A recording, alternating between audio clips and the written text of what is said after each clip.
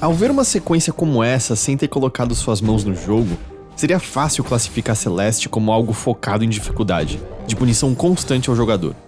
Porém, apesar de com certeza exigir atenção e concentração, esse é um jogo que eu chamaria de pacífico. Eu sou Heitor de Paula, e neste vídeo eu gostaria de falar sobre algumas coisas que Celeste faz para evitar a frustração do jogador sem perder complexidade e dificuldade. Os desafios mecânicos de Celeste estão sempre nas fases em si, deixando o controle da protagonista Madeline bem simples. Com exceção do último estágio, o que ela pode fazer é andar, pular, grudar em paredes e, no ar, se propelir para 8 direções diferentes, podendo fazer isso novamente só quando seus pés tocam alguma superfície. Não existem power-ups, níveis ou qualquer coisa do tipo. A única coisa que muda é que, a cada mundo, obstáculos diferentes são introduzidos. Em um deles, você tem de começar a se preocupar com essas amebas vermelhas que nascem quando pisamos nessas graminhas. E não, esses não são os nomes oficiais dessas coisas. Enquanto um outro é quase todo sobre direcionar essas bolas vermelhas e sacar qual é a hora de escapar de cada uma delas.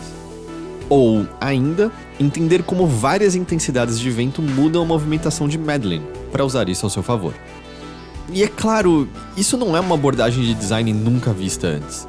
Pegando algo também notório tanto pela sua qualidade quanto pela sua dificuldade, Super Meat Boy faz exatamente isso, mantendo Meat Boy com as mesmas capacidades do início ao fim e colocando diferentes tipos de obstáculos em fases de mundos. Ele até tinha outros personagens, mas seu uso era largamente opcional e eles precisavam ser destravados para serem acessados.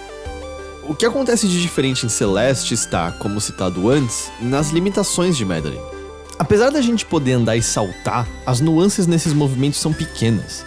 Apertar o botão brevemente até resulta em um saltinho menor, mas eu não consigo pensar em nenhuma situação em que isso foi necessário para passar de obstáculos.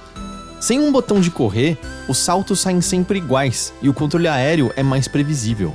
Os dashes de Madeline têm distância fixa e, de novo, com exceção do último estágio, eles não podem ser interrompidos.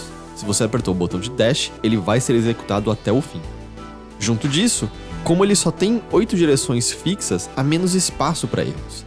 Tudo bem, ainda acontece volta e meia do jogo interpretar uma diagonal como vertical, mas você pode imaginar que inferno seria se cada posição da alavanca contasse para uma orientação diferente do dash?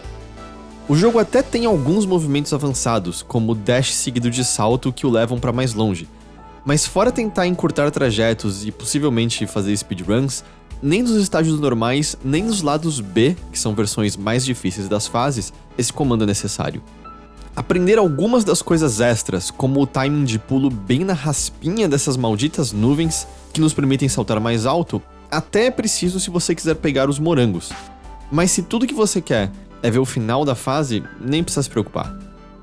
Por conta disso, no trajeto normal, por mais que ele seja desafiador, é fácil de entender o que você tem que fazer e como você tem que fazer. Não há espaço para você se questionar se pegou ou não velocidade suficiente, se seu pulo saiu torto. Ele é todo sobre posicionamento e a hora de executarmos um dos dashes. As habilidades de Madeline que você domina já na primeira parte são largamente as mesmas que você vai ter em mãos, funcionando do mesmo jeito em todas as outras. Tudo é, então, só questão de você entender como elas dialogam com objetos que reagem ao nosso movimento. Como esse primo do Thwomp de Mario, ao vento e essas malditas nuvens. Eu também acho que a estética como um todo conta muito para evitar que você fique frustrado. Quando a gente encosta em uma coisa nociva, viramos umas bolas de luz, meio como quando o Mega Man morre, e já podemos tentar imediatamente de novo. Nada no jogo tá berrando "você falhou". A própria descrição dos morangos, que são itens colecionáveis que servem apenas para você, abre aspas, se gabar para os seus amigos, ou o texto do modo de assistência passam esse tom. É como se os desenvolvedores estivessem dizendo: a gente gostaria que você tentasse, mas se você achar muito complicado, tudo bem. Esse jogo existe para você também. Por conta disso, apesar de ter me feito suar um bocado, e dos desenvolvedores com certeza terem ficado com a orelha quente por conta de algumas coisas que eu falei enquanto fazia o lado B do Summit, Celeste evita ser frustrante e acaba tendo aspectos mais contemplativos.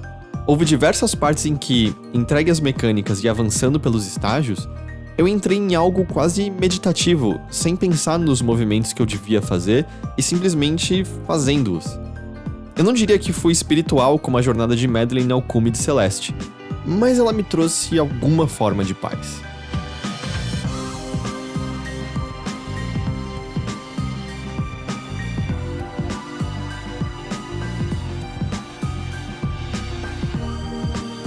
Se você gostou desse vídeo, a gente agradeceria bastante se você pudesse deixar um like e o compartilhasse com as suas amigas e amigos. Seria também muito legal se você pudesse entrar no nosso Apoia-se, que é a nossa campanha de crowdfunding, e considerar se tornar um dos nossos apoiadores, caso já não seja um. É isso que mantém o Overloader funcionando. Finalmente, dê uma olhada em outros vídeos que temos mais ou menos nesse estilo, como nossos ensaios e nossos mini docs. A gente se vê numa próxima.